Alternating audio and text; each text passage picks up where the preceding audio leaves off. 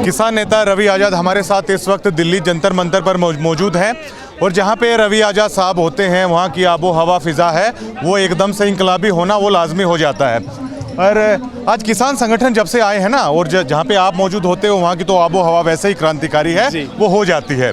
आपका भाषण शायद आज का सबसे बेहतरीन था और किसान नेताओं के पास वो अनुभव है कि आंदोलन किस तरीके से किया जाता है और जिसके खिलाफ आंदोलन है शायद उसी के खिलाफ इंडिया के प्राइम मिनिस्टर हैं, उसी के खिलाफ शायद अब ये लड़ाई है वो हो चुकी है। रवि आज़ाद ने अपना क्या अनुभव है वो पहलवानों के साथ शेयर किया। पहलवान और किसान नेता भारी पड़ेगा शायद बीजेपी को। देखिए, निश्चित तौर पे हमने यहाँ पहलवानों को भी कहा कि जैसे किसानों के सामने सरकार ने घुटने टेके थे, आप बस डटे रहो मजबूती के साथ। यहाँ भी किसानों की तरह पहलवान जीतेंगे और मोदी सरकार जो हर बार मुंह की खाती है यहाँ भी मुंह की खाएगी, क्योंकि देश का किसान, नौजवान, हमारी सारी खापें, संगठन और वो लोग जो गांव देहात से निकल कर के बहुत आगे बढ़े हैं, उन सब का समर्थन तन मन धन से आपके साथ है। और पहलवान भी इस चीज़ को समझ चुके हैं। पिछली बार जब बैठे तो सरकार ने इनको बुला लिया तो लोगों में बड़ी नाराज़गी थी। हमने भी इनको कहा कि भाई हम तो जंतर मंतर पे पहुंचे ही नहीं, तुम तो रात को ही चले गए। बोले जी गलती होगी, लेकिन अब की बार ऐसी गलती नहीं करेंगे।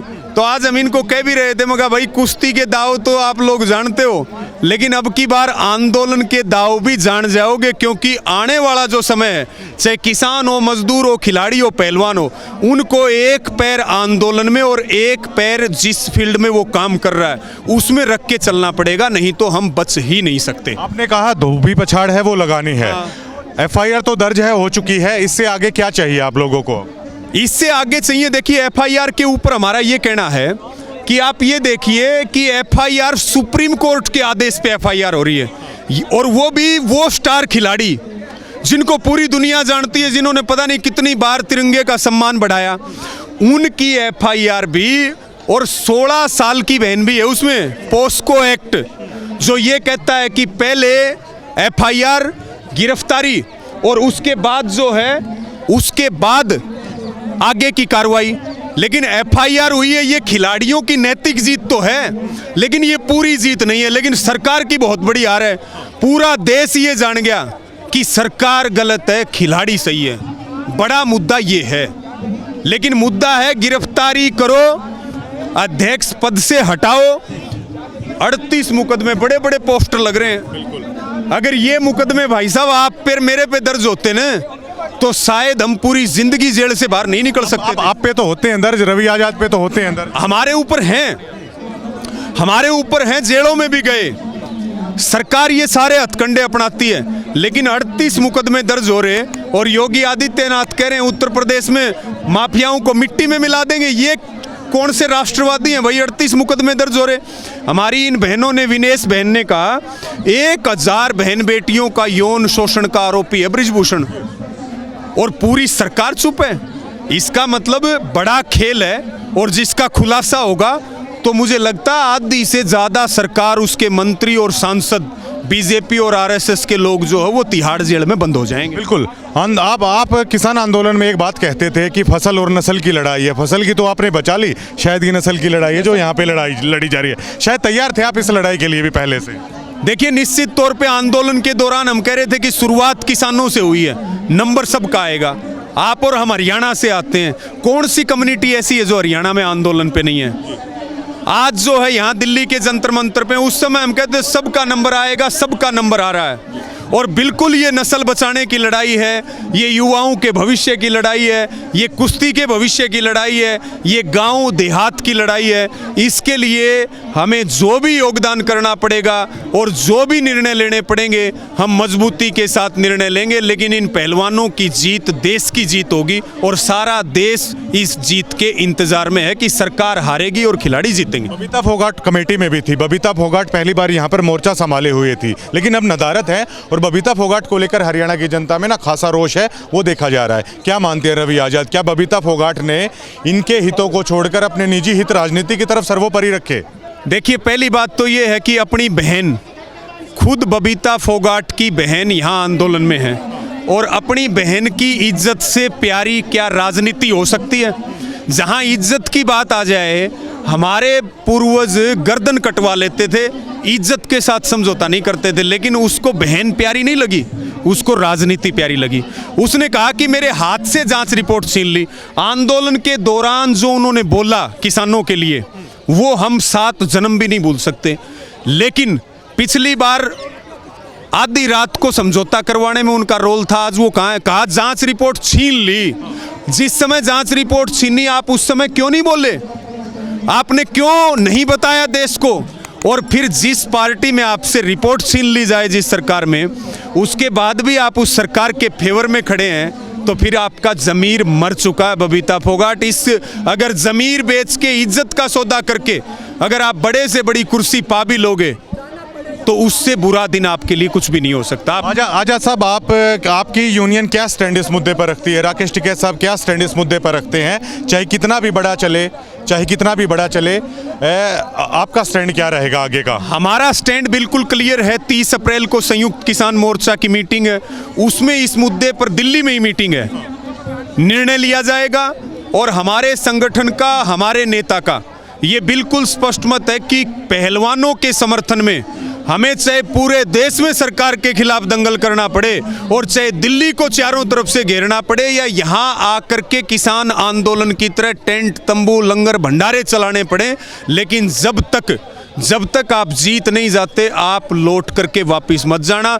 और हमने भी कहा अपने इन भाइयों से, सबसे हम बात करते रहते हैं कि भाई अब की बार जब गद्दे ठाकी जानते हो तो पहले बता दियो, कैरियर आपका दांव पे है। अगर आपने लड़ाई बीच में छोड़ दी तो आप कहीं के नहीं रहोगे। कुश्ती तो जाएगी, वो जाएगी। भविष्य में कोई खिलाड़ी और नौजवान सरकार के खिलाफ खड़ा नहीं हो पाएगा। एक न्यू कह अगर कि भाई सवेरे का भूलिया श्याम ने घर आ जा, 2.5 महीने पहले एक गलती की थी, गुस्सा था जनता में। आज दोबारा से सब खड़े हो रहे हैं कि भाई हम तो साथ देंगे, क्योंकि तुम कुश्ती के दाव तो जानते हो, आंदोलन के नहीं जानते। एक गलती हुई है, माफी मांगी है, समर्थन मांगा, हमारा फर्ज बनता है हम साथ खड़े हों। हम पूरी ताकत के साथ खड़े होंगे और निश्चित तौर पे सरकार को हारना पड़ेगा। आज खेल मंत्री ने भी कहा, आज की अकल की स्टेटमेंट है कि हम समझौता नहीं करेंगे। ये बात प्रधानमंत्री जी भी कहते थे, 3 कानून वापस नहीं लेंगे। जब ये बात कह दी इन्होंने कि समझौता नहीं करेंगे, तो ये मान लो खिलाड़ी तो जीत गए, घोषणा बाकी है जी। अच्छा, ये बताइए, भारतीय किसान यूनियन, हर जगह पे भारतीय किसान यूनियन ही है वो मोर्चा संभालती है। पहलवानों के लिए है, सत्यपाल मलिक के लिए है, संभाला था, हो सकता है आगे भी संभालना पड़ेगा। आप लोगों को कोई घबराहट नहीं होती? पूरे देश के बड़े बड़े लोग हैं, ईडी से, सीबीआई से, प्रशासन से हैं, वो घबराते हैं। किसान यूनियन की स्ट्रेंथ क्या है? आप लोगों को डर नहीं लगता कि हर जगह पे आपको ही मोर्चा है वो संभालना पड़ता है आखिरकार? देखिए, पहली बात तो ये है, ईडी तो हमारे पीछे लगेगी नहीं, हमारे तो खाते माइनस में मिलेंगे, कर्जे की लंबी चौड़ी लिस्ट मिलेगी।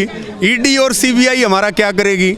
ये हमारे ऊपर मुकदमे दर्ज कर सकते हैं, ये जो है जेल भेज सकते हैं, वो ये काम कर रहे हैं। लेकिन हमारा बिल्कुल स्पष्ट मत है कि डर की तो कोई बात, डर लगता तो हम इस लड़ाई में क्यों कूदते? डर का तो कोई मतलब ही नहीं है। जितनी भी जिंदगी मिली है, हम किसान, गरीब मजदूरों के लिए और जिनके साथ अन्याय हो रहा है उनके साथ लड़ेंगे। और हमारे जो कार्यकर्ता हैं, पदाधिकारी हैं, हमारे नेता हैं, वो इतने मजबूत हैं कि वो ना मौत से डरते, ना जेल से डरते और ना मुकदमों से डरते। और ये कुछ नहीं है, ये केवल डराते हैं। हमने इनके सारे डर देख लिए कि ये कैसे पहले डराते हैं, फिर ये खरीदने की कोशिश करते हैं, दबाने की कोशिश करते हैं। लेकिन हम इन चीज़ों से ऊपर उठ चुके हैं। अब तो रुकने का और दबने का और डरने का तो कोई प्रश्न ही नहीं उठता। आजाद साहब, इन्होंने पहले ही क्लियर कर दिया था कि बीजेपी से हों, जेजेपी से हों, किसी पार्टी से हों, अगर कोई हमारा समर्थन करना चाहता है ना, वो आइए। जेपी दलाल साहब वैसे बोलते हैं बहुत, उनका वो कोई समर्थन नहीं करते, दुष्यंत चौटाला कोई समर्थन नहीं करते। तो 2024 का चुनाव आने वाला है, क्या एक खामियाजा है, भुगतना पड़ेगा बीजेपी जेजेपी के नेताओं को जो इसी समाज से आते? 100%। दुष्यंत चौटाला किसके वोट लेकर के बने? जेपी दलाल किसके वोट लेकर के बने? आज वो हमारे खिलाफ काम कर रहे हैं।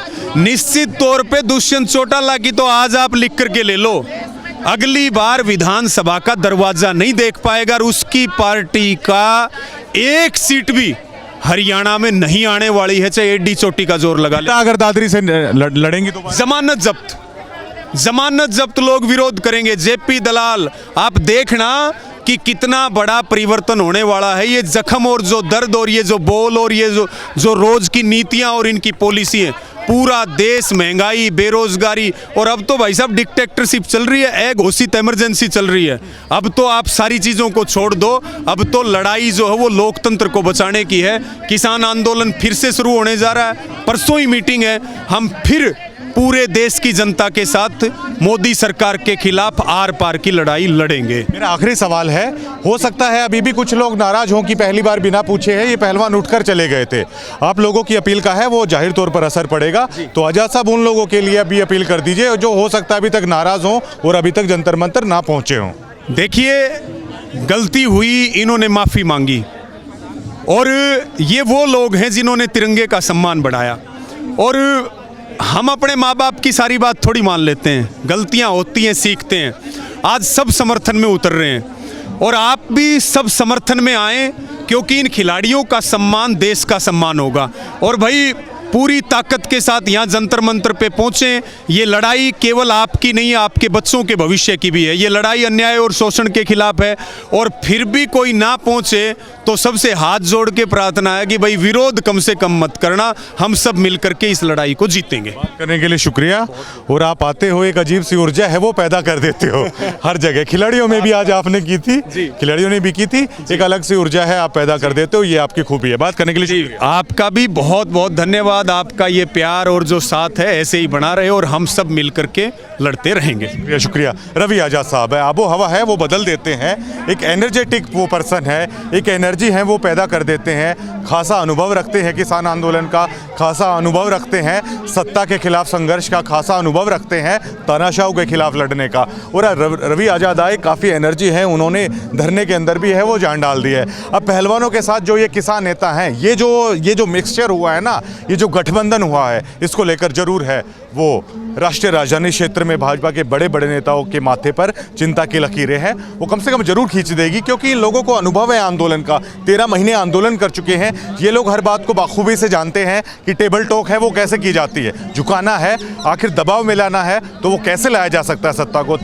ये जो गठबंधन है ना, ये भारी पड़ेगा। और ख़ास तौर से आज धरने का छठा दिन है। धरने का छठा दिन, जब पहले दिन हम यहाँ पे आए थे, जो बड़े बड़े मीडिया हाउसेस थे वो उस दिन यहाँ पर मौजूद नहीं थे। पहले वाले प्रोटेस्ट में मौजूद थे लेकिन मौजूद नहीं थे। आज तमाम बड़े बड़े मीडिया हाउसेस भी हैं, दोबारा से जंतर मंतर पर वो आ गए हैं। आबो हवा बिल्कुल बदल चुकी है, लगातार जन समर्थन है वो बढ़ता ही जा रहा है। शुक्रिया।